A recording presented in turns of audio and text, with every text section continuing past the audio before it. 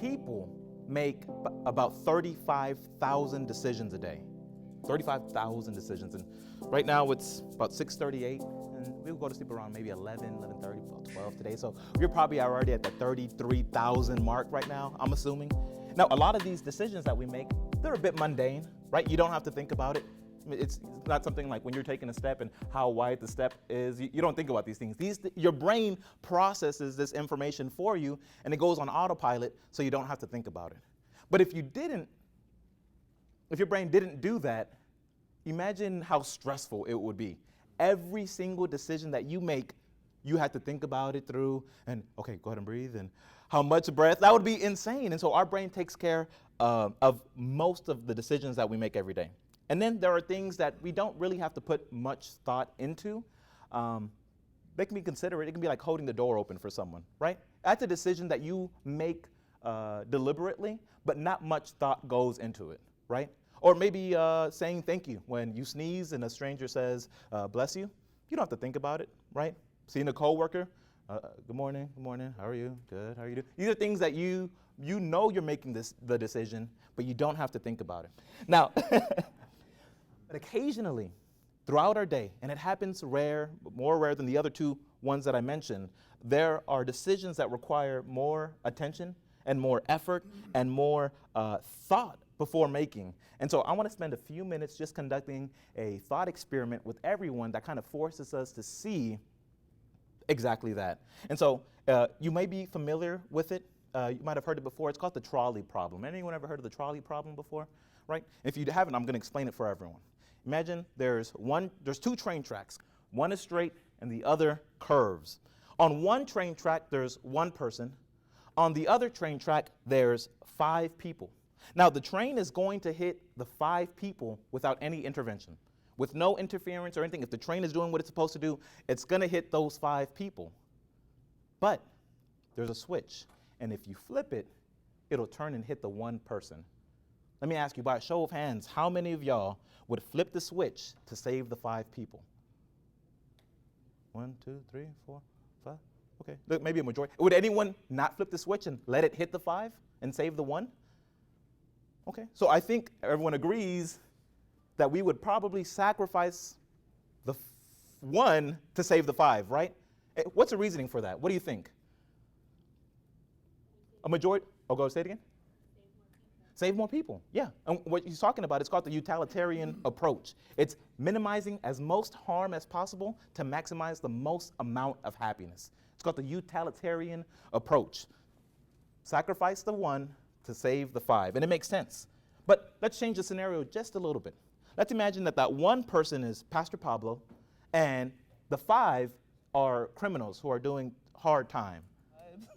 Now, one can argue, like you can make this argument that by allowing the train to hit the criminals, we are minimizing potential harm, maybe, and that by allowing Pastor Pablo to live, that we are maximizing happiness by those who are touched by his sermons. And you can make that argument. I wouldn't, but you can make that argument.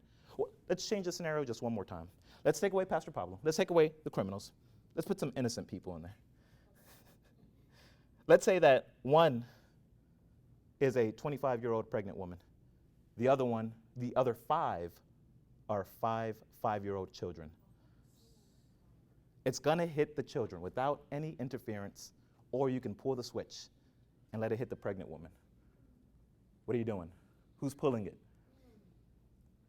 Alan said, all day. Whoa. Yeah, who else? Someone else raise your hand? Pedro, you're pulling it? You're gonna pull it to switch it and save the 5 kids. Anyone else gonna save the 5 kids? Save the 5 kids, save the 5 kids? Okay, cool.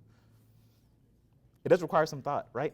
Each scenario, the first one was like, yeah, just sacrifice the 1. And it's Pastor Pablo, and it's like, is Lydia gonna snitch on me? Like, I don't know. I don't know. And the third one is like, damn, pregnant woman. You're thinking about the potential life, right? The life that hasn't been born, but then you have to consider, well, the kids already have been born, and that baby's not gonna know what happened because it hasn't been born yet. And so there's a lot of things to consider. And so what we started with was the utilitarian approach, but as context was added, our answer and what we believed to be the right thing changed. Now, here's the issue with the trolley problem. The issue is we know exactly of what the consequence is going to be, right? We know if we pull the switch, we know it's going to hit the 1. If we don't pull the switch, it's going to hit the 5. We know exactly what it's going to be. But life isn't this way. We can try to predict, we can estimate, we can assume that we know what will happen when we make a decision, but the truth is we don't know. There's a lot of variables that you can't take into consideration. Have you ever had you want to have a conversation with someone and you kind of run every scenario out in your head, right? You probably can run 3 or 4 or 5 scenarios in your head of how they're going to react with that information, but then when you have it, they react in one that you haven't accounted for, right? Or maybe they combine 3 or 4 of them, right? So there's a lot of variables that we don't know whenever we choose to make a decision. Now, the question that I have for you today is, how do you know that you're making the right decision? How do you know? How do you know that you're making the right decision? And I'm talking about every decision you make, right? Major or minor. If you should take that new job, or if you should start that business, if you should marry that person, or if you should hang out with those people after work. If you should keep your mouth shut because you have nothing to say, or if it's time to move, what house to choose, what apartment to choose, how far do we move from? Do we stay near family? There's a lot of decisions that we need to make every day or very commonly in our lives, and we're constantly faced with a decision that can change the trajectory of our day or alter the plan that God has for us. And so I repeat the question, how do you know that you're making the right decision? Now, I remember when I was growing up, my mom would always remind me, and I'm talking about I was young, right? She would always remind me the story of King Solomon. Whenever he has a dream and God appears to Solomon, he asks, what do you want? What do you want, Solomon? And Solomon's like, wisdom. I want that wisdom. I want all of it, right? And my mom would always say, son, pray for wisdom. You need to pray for wisdom. Every night you need to pray to God for wisdom. And I started to think that maybe my mom sees king-like qualities in me. And so she wants me to pray for wisdom. You see it? I saw it too. But it turns out I was failing 3rd grade, and she was saying, just pray for wisdom, just pray, just do something. Tutorial's not working, just do something. When it comes to making the right decision, it makes sense to look at a story from King Solomon. Dude was wise. He could have had anything he wanted, and he said, I'll take wisdom. I'll take that. And if you know the story, God, it was like, because you prayed for wisdom, you're going to be the most richest and famous person in all of history, right? You'll be remembered forever. And so we're going to learn what goes into making the right decision. And so if you pull out your Bibles, we're going to look at 1 Kings chapter 3. 1 Kings chapter 3. And as you're pulling it out, just for some context, I want to set it up because we're going to jump in the middle of the story. We're going to read scripture about two women. 2 women have babies around the same time. These 2 women live under the same household, but one of the babies dies, unfortunately. And one of the women switches the baby that's alive for the dead one for the one that's alive. And now these women are in court before King Solomon, and we're going to go ahead and pick up, is it verse up? Let's say verse 19, ready? We're going to read. But her baby died during the night when she rolled over on it. This is one of the women talking. Then she got up in the night and took my son from beside me while I was asleep. She laid her dead child in my arms and took mine to sleep beside her. And in the morning, when I tried to nurse my son, he was dead. But when I looked more closely in the morning light, I saw that it wasn't my son at all. Verse 22. Then the other woman interrupted, it certainly was your son, and the living child is mine. No, the first woman said, the living child is mine, and the dead one is yours. And so they argued back and forth, back and forth, back and forth before the king. We'll stop there. Parents, you know when your kids are fighting and they come to you as the judge, right, to make the decision and kind of sort out the issue for them? And they don't come diplomatically, right? They don't come and say, Father, Mother, me and my sibling are having irreconcilable differences, and we're hoping that you can. No. They're going, dude, he broke it. You said I could have it. Well, I said you could borrow it. It was like, I had it for a long time, so technically it's mine, right? It's messy, and it's chaotic, and there's a lot of arguing. Now, parents, if you're like my dad was like, I don't care who's right. I don't care who's wrong, but I do know both of you are about to get a whooping. Okay. Let's agree to disagree, brother. I agree. And then we turn diplomatic, right? Then we walk out the room. A detail that I left out of the story is that these women that had these babies, they were prostitutes, right? And it's very possible that they didn't even know who the father of their children were. And when I think of what a king's schedule looks like in a day, and how he has to worry about war and battle and trade and the economy and laws and governing, I would assume that this king would treat this court case with two prostitutes fighting in front of him just like my dad would. I would assume he would be like, I'm about to throw both of y'all in the dungeon, right? Did they do this back then? Did they have a guillotine yet at that time? I don't know what era that was, right? But we going off with your head, I don't know. We gonna do something to you, right? Let's just stick with the dungeon for right now. I would assume he would react that way. But scripture tells us opposite. It says that he listened. He listened intently. He considered both sides of the story. And again, I can imagine how chaotic the arguing was. And there must have been a point where King Solomon was listening. And once he heard enough information, you know, when you're making a decision, you kind of zone out because you're just kind of fitting the variables in your solution and how it's going to work. And so he kind of zoned out as they're arguing because the next words out of his mouth, it was going to be the final decision. But it wasn't just going to be a final decision. He was looking for the right decision to make. And so he listened intently. So we have two women arguing. We have a king who's silent, who's making a choice. And so what can we learn from just the 3 verses that we read so far when it comes to decision making? Sometimes it's good to wait. Sometimes it's good to wait and not act impulsively on what feels right, what looks good, what feels right, what's justifiable. Just wait and consider it. You lose nothing if you just sit and wait for just a moment and consider the variables and the situation that you're experiencing. Now, I'm not talking about only major areas in your life. I'm talking about common decisions that we make, right? Impulsive spending, right? Where you go, that Shein, there's a sale going on every other day on Shein, right? I got the text notification, right? And I'm like, ooh, do I need to, right? I'm gonna buy the Nintendo Switch off Temu, let's go, for $1.99. It's my last chance to get the Switch for $1.99. That's crazy. Let me just tell you this, if you bought a Switch or if you buy a TV from Temu for less than $10, you just open up the biggest Chinese portal to all your information, okay? There's an Asian walking around named Jose Barrera right now. Like, don't buy it from Temu. But impulsive spending is a decision that we make with little to no thought. And that habit becomes a lifestyle after a while. Commenting on social media impulsively, right? How many of y'all watched that 50-part story on TikTok? And people in the comments, I already know what's gonna happen and I dealt with this kind of, keep it to yourself. It's 50 parts. And if you watch those 50 parts, I'm sorry. Maybe let's read the Bible next time for a little bit, right? 50 chapters, right? Reckless driving, that's a conscious decision.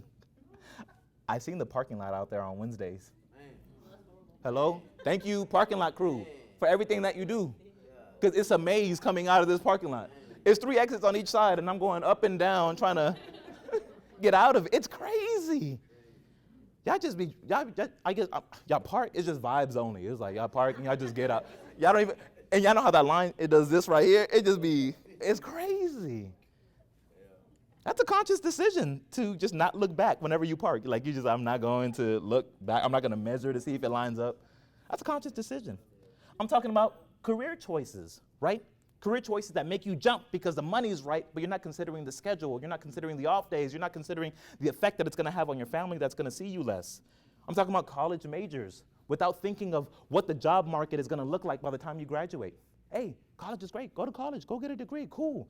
But if you're getting a major in dance, I don't know what your job prospects are going to look like when you finish. These are things that consider some thought. I'm talking about jumping in and out of relationships, which is a conscious decision. And it's kind of funny. You know what's funny? When you ever see that person post on their story, I'm done with relationships. I'm going to take this time to heal.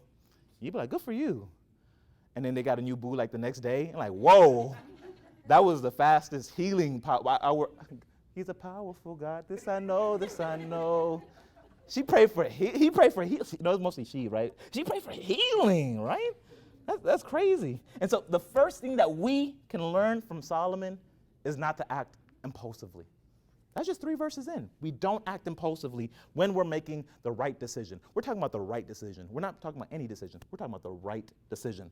Let's move on to verse 23. It says, then the king said, let's get the facts straight. Both of you claim the living child is yours, and each says that the dead one belongs to the other. All right, bring me a sword. So a sword was brought to the king. Then he said, cut the living child in two and give half to one woman and half to the other. Pause. Now, I know what some of you are thinking. Cutting a baby in half seems impulsive. True, it does, right? Doesn't seem very wise to cut a baby in half. Like, I can see why you say that, right? I imagine if y'all watch Paternity Court, or is it just me? Oh, okay, I'll be on Paternity Court. I'll be watching it, right? At work, I'll be bored. And so I'll be watching Paternity Court. But I imagine imagine you're on there and the judge says, Judge Judy says, instead of ordering you to take a paternity test, she says, bring out the samurai sword. You say, hold on, Judge Judy, right? Where did you get your law degree from? What ancient school did you get your law degree from? Because that was Solomon, right? He didn't go to Harvard. He didn't go to Yale. He didn't go to Princeton with Kaylee to get his law degree. That boy had something better. Solomon had something better. Hey, remember that dream I told you about? What did he dream for? Or what did he ask for? He asked for wisdom. He had God-given wisdom. And so when you have infants dying and babies being kidnapped in the middle of the night and prostitutes arguing in your face, I don't think there's any law degree that can prepare you for that moment. But Solomon had wisdom and discernment, and he realized and recognized that decisions are rarely straightforward, and they often require a deeper understanding of the situation. And so just like Solomon, we need to look beyond the surface. We need to look beyond the surface and uncover the truth so we can navigate those complex situations that come up in our lives. I'll give you an example of this. You ever been to a job interview? The salary was looking right.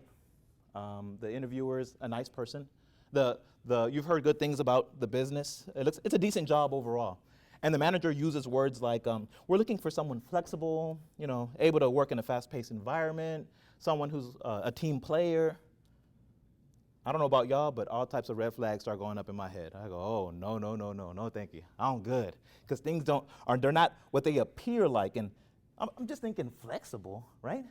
Fast-paced and team player. Like, I'm looking for an office job. I'm not trying out for the Olympics, right? I'm looking for a nice, chill job. And so to my younger people or people who are confused maybe, if you're in an interview and they say, we're looking for someone flexible, it's because they're understaffed and you're going to be doing work that was meant for two, okay? That's what flexible means. If they say it's a fast-paced environment, but your homeboy on the inside said, no, it's chill, okay, they're telling, it's a business that gets things done late and it's disorganized and there's deadlines they have to meet that they wait until the end of the month for each and every month, okay? That's what fast-paced means. And team player means that you're going to have to pick up the slack for the person who calls in sick every other day. That's a team player. And so whenever I hear those words, the salary's right, the job's looking right, my homeboy's gonna put me on, but I hear those words and I go, uh-oh, this is not what it appears to be. There's something more underlying the surface. And so in everyday life, we encounter situations where things are not as they appear to be on the surface, whether it's a job offer, whether it's entering a relationship with someone who says something but does something else, whether it's resolving a conflict. We need to use our God-given wisdom and our discernment to dig a little bit deeper, to ask some critical questions to help us see beyond the obvious and understand the underlying dynamics at play. Everyone with me so far? Cool, so where are we at? We're on verse 26. Solomon has a sword at the baby's neck. Crazy. All right, verse 26. Then the Lord, who was the real mother of the living child, who loved him very much, cried out, oh no, my Lord, give her the child. Please do not kill him. But the other woman said, all right, he will neither be yours or mine. Divide him between us. Then the king said, do not kill the child, but give him to the woman who wants him to live, for she is the mother. When all Israel heard the king's decision, the people were in awe of the king, for they saw the wisdom God had given him for rendering justice. Yes. In the 1940s, during World War II, 2 nuclear bombs were created. It was Fat Man and Little Boy were the names of them. Right? Now, Fat Man had the explosion power equivalent to 21,000 tons of TNT. That's how they measure the blast explosion. And Little Boy, it had the explosion power of 15,000 tons of TNT. And now, as powerful as both of these bombs were, neither of them that were dropped on Hiroshima and Nagasaki, neither of them reached full potential. You see, Fat Boy was stuffed with 15 pounds of plutonium, and Little Boy was stuffed with 64 pounds of uranium. But when it detonated, only 1 pound in each actually activated or actually reacted in the chemical way that it was supposed to create the explosion. Everyone with me so far? Only 1 pound instead of the 64 pounds and the 15 pounds, meaning the explosion should have been much bigger than this. Now, regardless of either bomb working nowhere near capacity, 200,000 people gone in an instant. Gone before they realized what had happened. Now, decades later, 20 years later, nuclear bombs are in the 1960s now. Nuclear bombs are far more advanced. They're far more accessible because in the 1960s, there was about 87,000 nukes on standby around the world. They're stronger, and this time, they're fail-proof, meaning all that plutonium, all that hydrogen, everything that they pack inside those bombs, every single one of those elements, every single pound is gonna work. There's this dude, Officer Petrov. He's a Soviet soldier.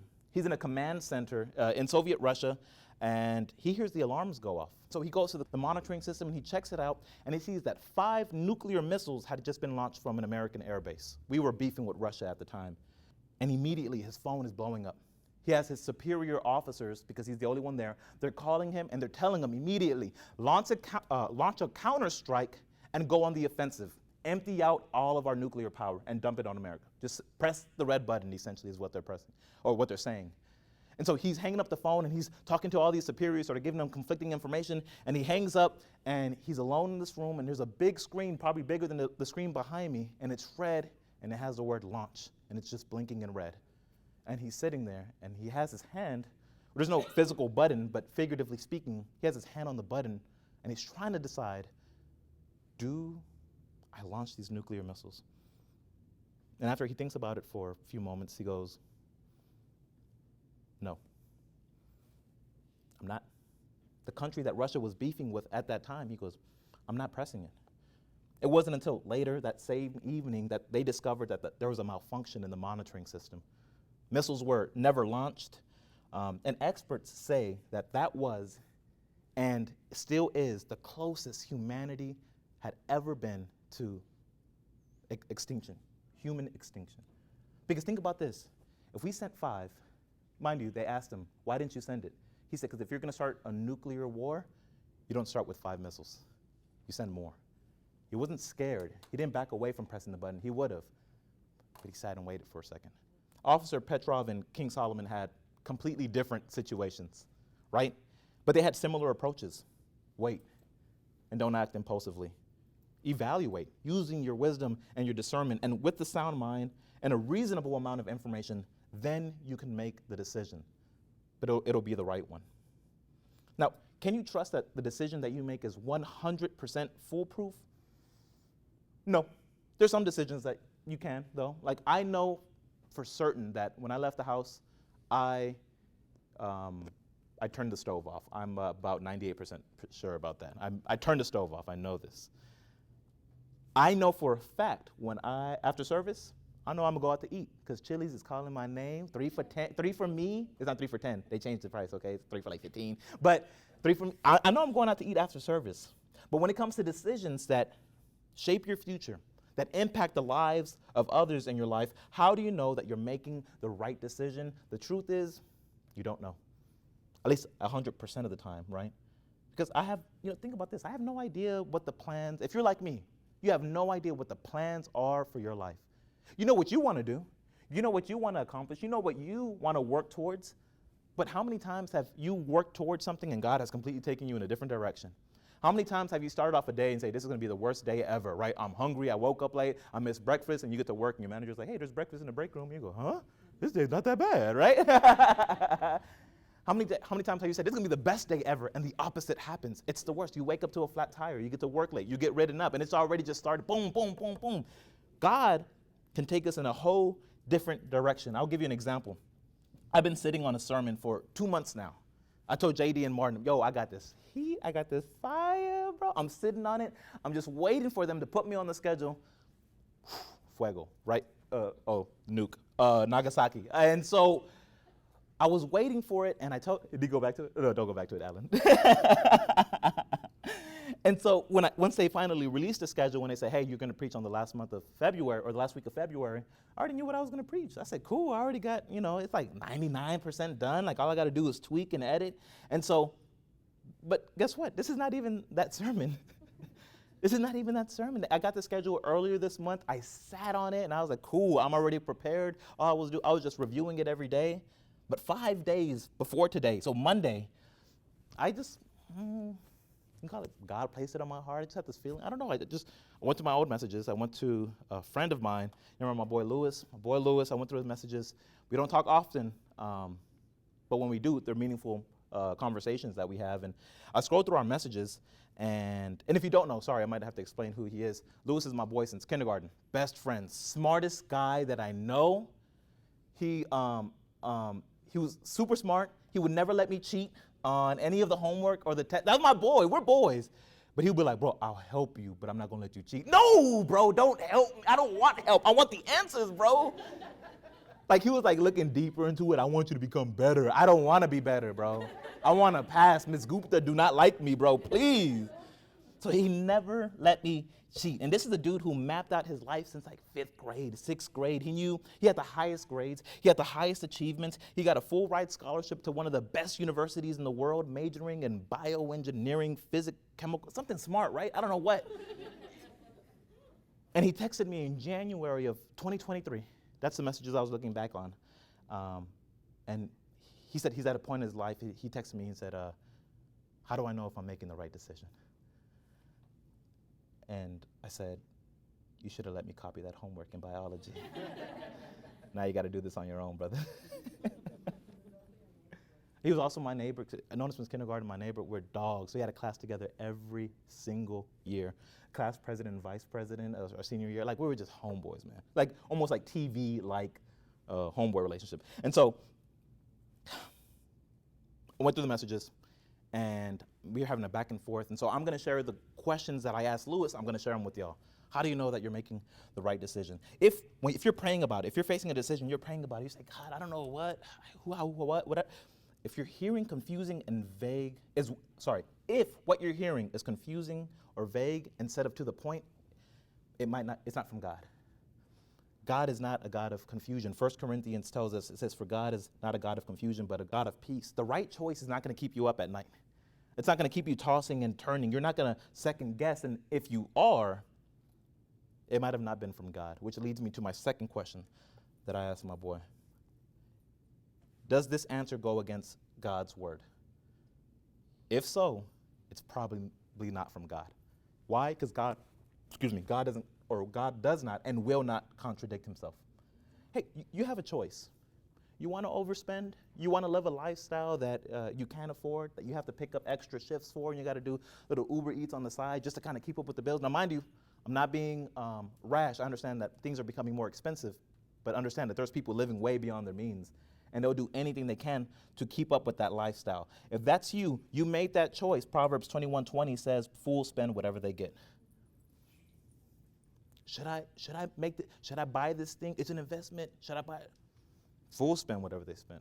God doesn't contradict himself. The answer is there. Hey, you have a choice. You're holding on to a grudge. There's someone that has wronged you. There's someone that maybe did something that was unforgivable. You'll never forget it. You don't talk to that person. Maybe you do talk to that person, but it's always in the back of your mind, I'll never forget what you do to me. If you're holding on to that grudge, you made a choice. But Ephesians 4:26 says, do not let the sun go down and you're still angry. God's not going to contradict himself. If you're wondering, should I let it go? You should.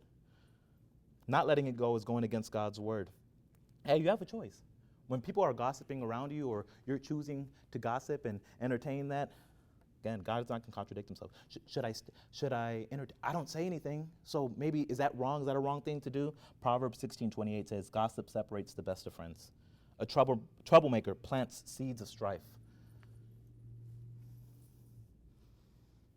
God is not going to contradict himself. And the last question that I asked is, would acting out the answer, whatever decision that you make, would acting it out lead to sin? Galatians 5:16, it says, those who live by the Spirit will not gratify the desires of the sinful nature. And that's the issue with sin, right? It's desirable. It's the easy choice.